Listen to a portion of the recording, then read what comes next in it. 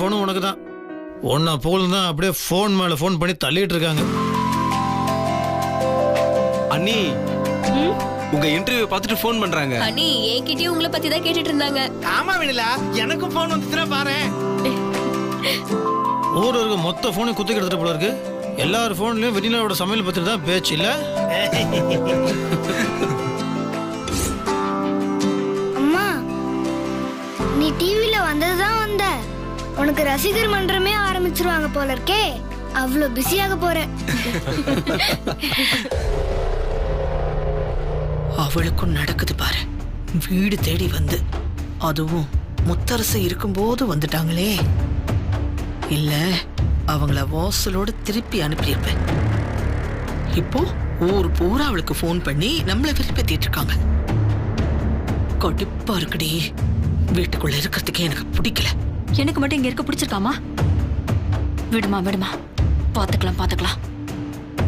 என்னதான் இவ டிவில வந்தாலும் எங்க வந்தாலும் கடைசியில இவ நம்ம முன்னாடி வந்து கை கட்டி வாய் பொத்தி நின்னுதானே ஆகணும். அப்படிதானமா நீ பழக்கி வச்சிருக்க.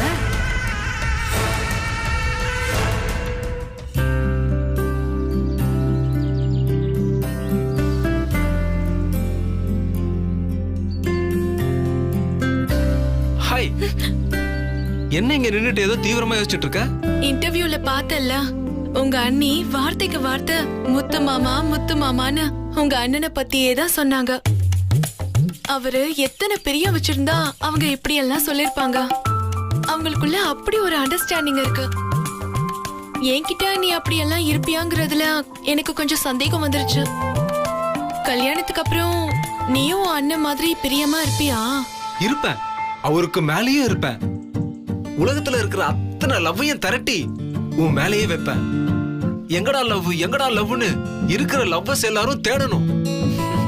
கடைசியில அத்தனை லவ்வையும் கார்த்தி ஒரே நாள்ல தூக்கிட்டான்னு சொல்ற அளவுக்கு பண்ணுவேன். நீ என்னதான் இப்படி எல்லாம் சொன்னாலும் கூட உங்க அம்மா நடந்துக்கிறத வச்சு பார்க்கும்போது எனக்கு சந்தேகமா இருக்கு. ஏன்னா நீ உன் அம்மாவை பார்த்து பயப்படுற பிள்ளையா தானே இருக்க. என்னதான் நான் அம்மாவை பார்த்து பயந்தாலும் கூட நான் இப்ப யாருக்கு சாதகமா இருக்கேன்? நீ வர்றதுக்கு முன்னாடில இருந்து நான் வெண்ணிலா அண்ணி பக்கம் தானே. நான் அண்ணனோட வளர்ப்பு. அண்ணனுக்கு என்ன பிடிக்குதோ அது எனக்கும் பிடிக்கும். அப்படிதான். அதனால அவர் எப்படி எந்த விஷயமா இருந்தாலும் நியாயமா நேர்மையா இருக்காரோ நானும் அப்படிதான் இருப்பேன். நீ வாய் வார்த்தையா தான் சொல்ற, ஆனா நான் எப்படி நம்புறது? இவ்வளவுதானா? நீ நம்பிக்கை வைக்கிற அளவுக்கு நான் என்ன பண்ணணும்னு சொல்லு. அது எப்படி எனக்கு தெரியும்? அது உனக்கு தானே தெரியும். புரியல. நல்லா யோசிச்சு பாரு, உனக்கே புரியும். எனக்கே புரியுமா? எப்படி? அவ சொல்லாம எனக்கா எப்படி புரியும்?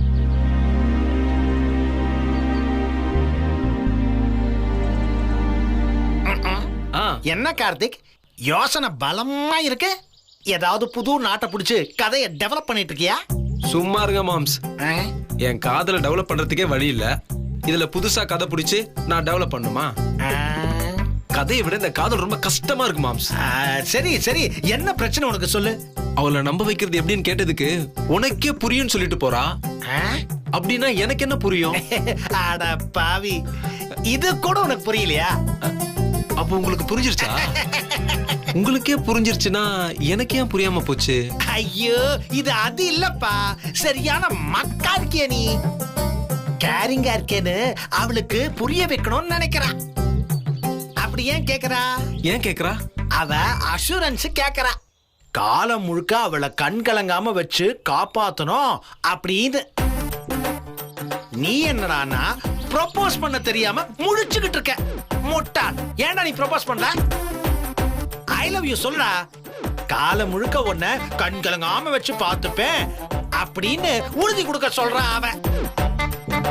அத புரிஞ்சுக்காம என்ன பண்றது, எப்படி நம்ப வைக்கிறதுன்னு சொல்லிட்டு என்ன வந்து கேட்டுட்டு இருக்க. மாம்ஸ், நிஜமாவா சொல்றீங்க? ஐயோ, அப்படியேதான்.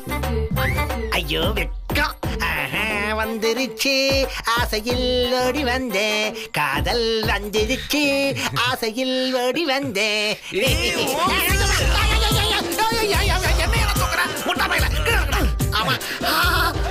ஏண்டா என்ன ஏண்டா போச கூட தூக்கிட்டா? சிம்ரனோட எண்ணம் புரிஞ்ச உடனே எனக்கு யானை பலம் வந்துருச்சு மாம்ஸ். ஆ, இனிமே நான் எதை வேணா தூக்கி சுமப்பேன். அவளோட நம்பிக்கையை தூக்கி சுமக்க மாட்டேன். ஆ, இப்ப என்ன பண்றேன்னு மட்டும் பாருங்க. ஆஹா. என்ஜாய். காதல் வந்தா கிறுக்கும் வந்துரும்னு சும்மாவா சொன்னாங்க? அது இதுதானா? கடைக்கண் பார்வைதனை கன்னியர்கள் காட்டிவிட்டால் மண்ணில் குமரருக்கு மாமலையும் ஓர் கடுகாம். மலையவே தூக்கலாம் போல் இருக்கு. அப்ப நாளா எந்த மூளைக்கு? Alagappa Alagappa. Excuse me doctor. Doctor, sister inform பண்ணியிருந்தாங்கன்னு ஜீ தமிழ் டிவி சேனல்ல ஃபோன் பண்ணி கேட்டேன். அதான் டாக்டர், அந்த ஸ்வேதாங்கிற பேஷண்ட்டை பத்தி கேட்டீங்களே? சொல்லுமா. அந்த டிவில வந்தவர் பேரு முத்தரசன். அந்த லேடி பேரு வெண்ணிலா. அவங்க ஊரு வந்து படூர் கிராமம். அவங்க தான் அந்த கிராமத்திலேயே பெரிய குடும்பமா. அவங்களோட ஃபோன் நம்பரை நீங்க கேட்டீங்கன்னு சொல்லிருக்கேன் டாக்டர். என்னாச்சு, தரேன்னு சொல்லிட்டாங்களா? கண்டிப்பா வாங்கி தரேன்னு சொல்லிருக்காங்க. அவங்கள பேட்டி எடுக்க போனவங்க இன்னும் வந்து சேரலையா. அவங்க வந்த உடனே வாங்கி தரேன்னு சொல்லிருக்காங்க. நான் ஃபோன் பண்ணி அதை ஃபாலோ பண்ணிக்கிறேன் டாக்டர். எப்படியோ எனக்கு அவங்க பண்ணதுக்கு திருப்பி அவங்களுக்கு ஒரு பதில் நன்றி பண்ண மாதிரி இருக்கும்மா. எப்படியாவது இந்த பொண்ணை வந்து சம்பந்தப்பட்டவங்க கையில ஒப்படைக்கிறதுன்னு கவலைப்பட்டுட்டு இருந்தேன். இன்னைக்கு அந்த கவலை அடியோட தீர்ந்துருச்சு. ரொம்ப சந்தோஷமா இருக்கம்மா. ஓகே டாக்டர், நான் ஃபாலோ பண்ணிக்கிறேன் டாக்டர். வேற எதுனாலும் நான் இன்ஃபார்ம் பண்றேன். சரிம்மா, நீங்க போங்க. Okay doctor.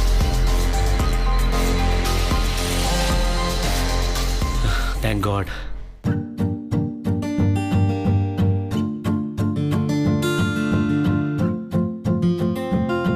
சிம்ரன், இது நீ, இது நான். இந்த பொம்மையோட போஸை பார்க்கும் போதே அப்படியே என் மனசுக்குள்ள ஆயிரக்கணக்கான மத்தளம் கொட்டுற மாதிரி இருக்கு. சிம்ரன், மத்தளம் மட்டும் இல்ல, இன்னும் கீபோர்டு, சனாய், அது இதுன்னு என்னென்ன இன்ஸ்ட்ருமெண்ட் இருக்கோ அது அத்தனையும் மொத்தமா ப்ளே பண்ற மாதிரி இருக்கு. நானும் நீயும் இதே மாதிரி அத்தனை இன்ஸ்ட்ருமெண்ட்டுக்கும் நடுவுல அப்படியே மெதுவா டான்ஸ் பண்ணணும். சிம்ரன், உங்ககிட்ட நான் ஐ லவ் யூ சொல்லும் போது எப்படி சமாளிக்க போறேனே தெரியல. இந்த ஃபீலை நினைக்கும் போதே ஐயோ கார்த்தி, இதை எப்படியாவது உன் கையில பாதுகாப்பா கொண்டு போய் சேர்க்கணும். ஆனா மத்தவங்க பார்வையில் இது பற்றவும் கூடாது. நீ வேற அம்மா கிட்ட மாட்டி தப்பிச்சதுல இருந்து ரொம்பவும் பயப்படுற. வேற வழி இல்லாம இப்படியெல்லாம் பண்ணி கொண்டு வர வேண்டியதா இருக்கு. ஐயோ, இந்த கார்த்தி வேற திருந்தவே மாட்டான் போல இருக்கே. மாத்தி மாத்தி ஏதாவது பண்ணிக்கிட்டே இருக்கான். இல்லனா இதை கொண்டு போற விதமே வேற மாதிரி இருக்கும். அதே மாதிரி உனக்கு கொடுக்கற இடமும் வேற மாதிரி இருக்கும். ஓகே ஓகே சிம்ரன், நான் வரேன்.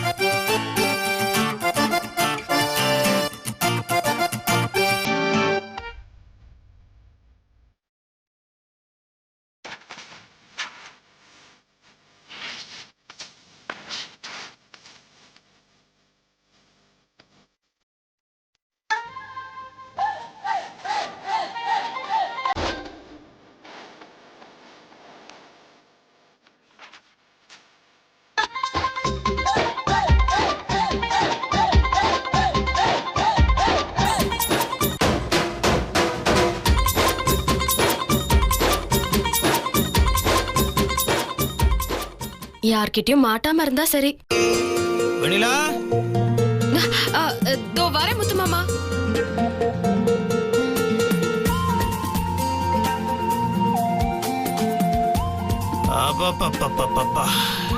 அது வெண்ணிலா டிவில வந்தால ஏகப்பட்ட போன். பேசி பேசி போன் பேட்டரியே போச்சு. ஐயோ, ஏமா நீ நம்ம இவ்வளவு ப்ராப்ளம் ஆயிட்ட?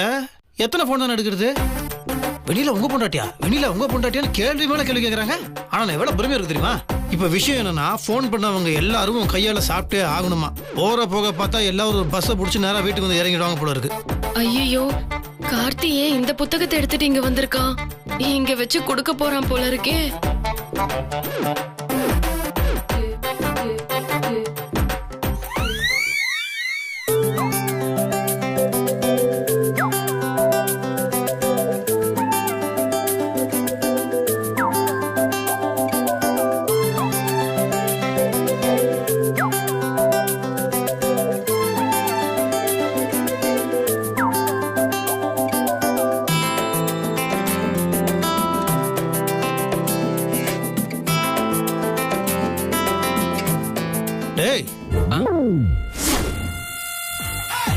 கார்த்தி கையில் என்ன புக்கு? அதுனே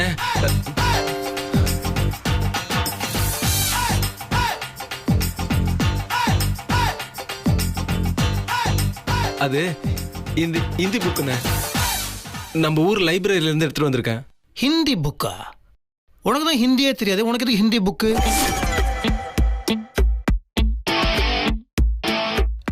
இல்லைண்ணே, எழுதி கொடுத்து வாங்கிட்டு வர சொன்னாங்க. ஓ, நம்ம ஊர் லைப்ரரியில ஹிந்தி புக் வேற இருக்கா?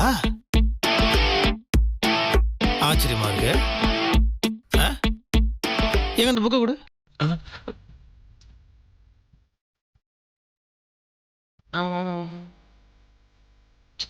அட கொடுறான்ற. ஏன் எனக்கு ஹிந்தி தெரியாதா? ஏக் गांव में एक किसान रघु था அதானே? கொடு.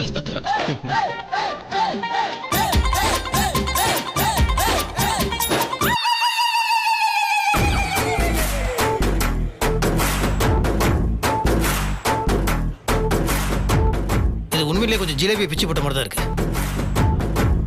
என்ன இருக்கு இதுல? எல்லா எழுத்தையும் என் கண்ணுக்கு ஒரே மாதிரி தான் தெரியுது. புரியலையே. அண்ணா, அது என்கிட்ட கொடுங்க.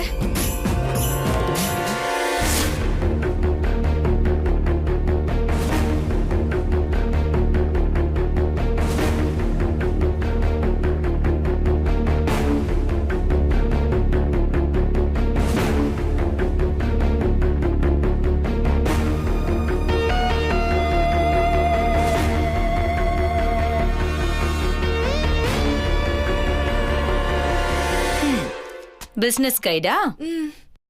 சரி, உனக்கு தானே எடுத்துட்டு வந்திருக்காரு, நீயே வச்சுக்கோ.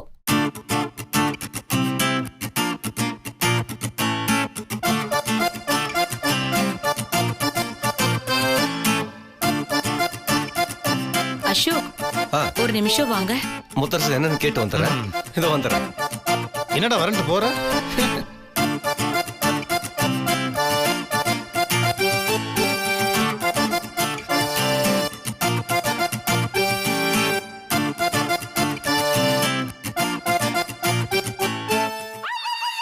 கார்த்தி, என்ன கார்த்தி இதெல்லாம்? உனக்கு எல்லாம் விளையாட்டா இருக்கா? யாராவது ஒருத்தர் பாத்திருந்தா எல்லாரும் முன்னாடி அசிங்கப்பட்டிருப்ப தானே? இதெல்லாம் உனக்கு தேவையா? என்ன பேச மாட்டேங்கிற? இல்ல நீ அது வந்து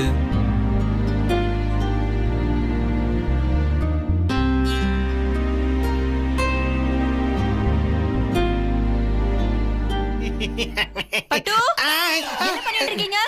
வாங்க. மாப்பிள, ஜிலேபி கூப்பிடுது, நான் என்னன்னு போய் பார்த்துட்டு வரேன். தயவு செய்து போயிடுங்க. சாரி.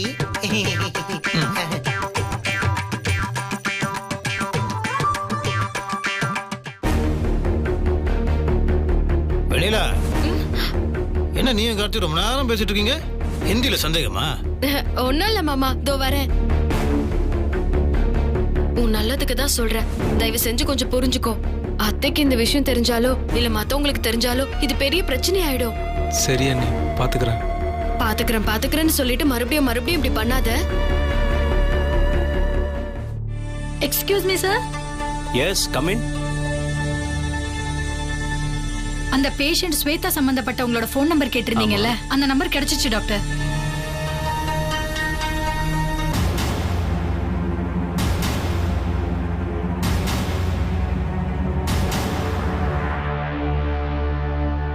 ஜனனி, மருதுவ நான் கூப்பிட்டேன்னு சொல்லு. சரிம்மா. மருதனே, ஹலோ. ஹலோ சார், நான் தாஜ் ஹாஸ்பிட்டல்ல இருந்து டாக்டர் ராம் பேசுறேன். சொல்லுங்க. இங்க ஸ்வேதாங்கிறவங்க லாஸ்ட் 3 months-ஆ எங்களோட ஹாஸ்பிட்டல்ல ட்ரீட்மெண்ட்ல இருக்காங்க.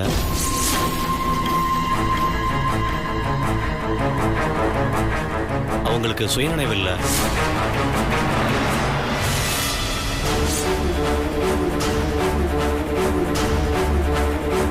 என்னாச்சு முத்தரசு?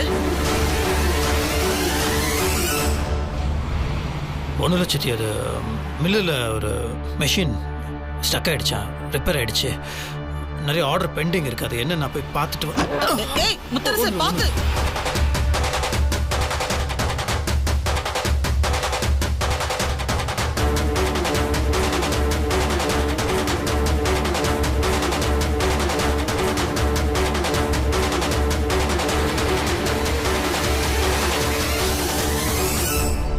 டாக்டர் சாரி, அது ஒரு சொல்லுங்க டாக்டர். ஸ்வேதா ஸ்வேதா எங்க வீட்டு பொண்ணுதான். அப்பா இப்பதான் எனக்கு நிம்மதியா இருக்கு. சம்பந்தப்பட்டவங்க கையில அந்த பொண்ணை ஒப்படைச்சாதான் என் மனசுக்கு நிம்மதின்னு நான் நினைச்சுக்கிட்டே இருந்தேன். ஆண்டவனை வேண்டாத நாளே இல்ல. கடவுளா பார்த்து உங்களை காமிச்சு கொடுத்த மாதிரி இருக்கு. இன்னைக்கு டிவியில பார்த்து அந்த பொண்ணு ரியாக்ட் பண்ணதுனால உங்க ஃபோன் நம்பரை வாங்கி உடனே நான் பேசுறேன். நான் ஹாஸ்பிட்டல் அட்ரஸையும் என் ஃபோன் நம்பரையும் உடனே உங்களுக்கு வாட்ஸ்அப் பண்றேன். உடனடியா எவ்வளவு சீக்கிரம் வர முடியுமோ வந்துருங்க. ஓகே டாக்டர், உடனே வரேன் டாக்டர், உடனே வரேன்.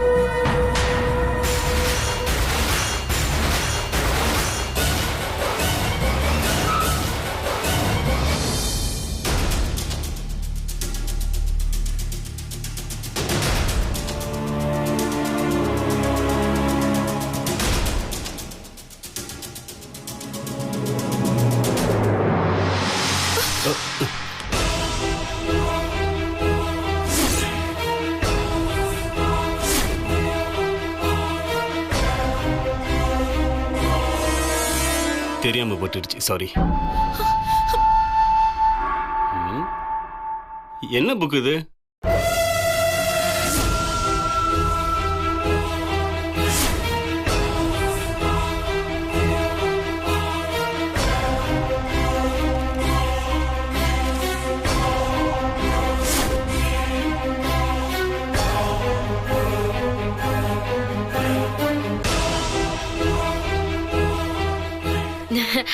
சின்ன மாமா, அது சிம்ரனோட புக்கு. அது எதுக்கு நீங்க பாத்துட்டு இருக்கீங்க? கொடுங்க. அத்தை உங்களுக்காக காத்துட்டு இருக்காங்க பாருங்க.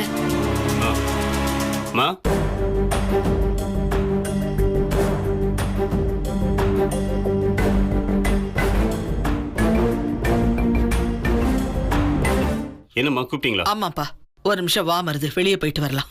சரி. அண்ணி ரொம்ப தேங்க்ஸ் அண்ணி. ஒவ்வொரு கண்டத்துல இருந்தும் நீங்க தான் என்ன காப்பாத்தி விடுறீங்க. ஆமா ஆமா, எப்போ என்னைக்கு என்ன மாட்டி விட போறேன்னு தெரியல. எல்லாத்துக்கும் ஒரு எல்லை இருக்கு, அதை மட்டும் பாத்துக்கோ. அதெல்லாம் ஒண்ணு இல்ல அண்ணி, உங்களுக்கு தெரியாதா? அப்படிலாம் நான் பண்ண மாட்டேன் அண்ணி. இது உங்க 2 பேரோட முடிவு மட்டும் இல்ல, இதுக்கு எல்லாரும் சம்மதம் கொடுக்கணும். நேரம் வரும்போது நான் கண்டிப்பா மாமா கிட்ட பேசுறேன். அது வரைக்கும் கொஞ்சம் பொறுமையா இருங்க அண்ணி. சரி அண்ணி, சரி அண்ணி. நீங்க பேசணும்னு சொன்னதுக்கு அப்புறம் எனக்கு முழு நம்பிக்கை வந்துருச்சு அண்ணி. நிச்சயமா அது ஒர்க் அவுட் ஆயிடும் எனக்கு தெரியும் அண்ணி. ரொம்ப சந்தோஷமா இருக்கு அண்ணி.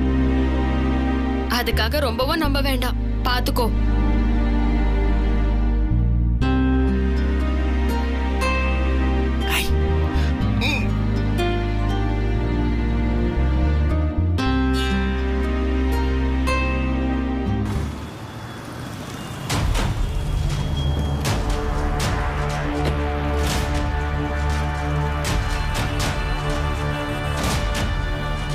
எங்க இருக்கிறது அவங்க சொல்ற மாதிரி ஒருவேளை ஸ்வேதாவா இருந்தா சித்திக்கு பல குழப்பங்கள் தீந்துரும். ஆனா என்னோட வாழ்க்கையில நிறைய குழப்பங்கள் வந்துருமோன்னு பயமா இருக்கு. ஆனா வேற வழியில இந்த மாதிரி விஷயம் கேள்விப்பட்டதுக்கு அப்புறமும் தெரியாத மாதிரி இருக்கிறது ரொம்ப தப்பு. அது மனிதாபிமானம் இல்லை. அடிக்கடி ஃபோன் பண்ணாத, நான் ஒர்க்ல இருக்கேன்டா. டாக்டர் ராம் எங்க இருக்கிறவரை நான் பார்க்கணும். நீங்க சார்? என் பேர் முத்தரசன், படூர்ல இருந்து வரேன். டாக்டர் தான் எனக்கு ஃபோன் பண்ணியிருந்தாரு. ஓ, நீங்க தானே அது? உங்களுக்காக தான் டாக்டர் ரொம்ப நேரமா வெயிட் பண்ணிட்டு இருக்காரு. வாங்க சார்.